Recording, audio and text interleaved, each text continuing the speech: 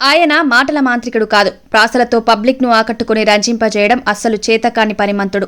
అవసరమైన శాశ్వత అభివృద్ధి తప్ప వృధామని వితరణకు ఆయన వ్యతిరేకం. ప్రతి పైసా వినియోగం సత్ఫలితాలివ్వాలన్నదే ఆయన లక్ష్యం. తన మనసుకు నచ్చనిది ఎంతటి లాభాన్ని ఇచ్చేదైనప్పటికీ సక్రమం కాదంటే దరిదాపులకు చేరనివ్వని మనస్తత్వం కలిగిన వ్యక్తి వేమిరెడ్డి ప్రభాకర్ రెడ్డి.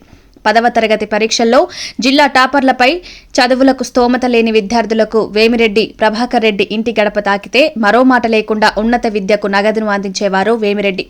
ఈ సమాచారం తెలిసి ఎస్టీవీ వేమిరెడ్డి ప్రభాకర్ రెడ్డిని కలిసి వివరాలు కోరితే ప్రచారం తనకు ఇష్టం లేదని చెబుతూ పేద విద్యార్థులు ఎవరైనా ఉంటే తప్పక సాయం చేస్తానని, ప్రచారం వద్దని మరోసారి తెలిపారు.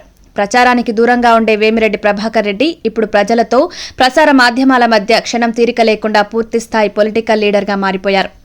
Future will be bright with that. I'm finding that girl upset. That girl, you're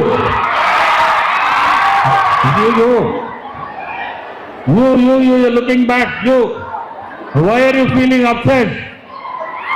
Bright, you have bright future.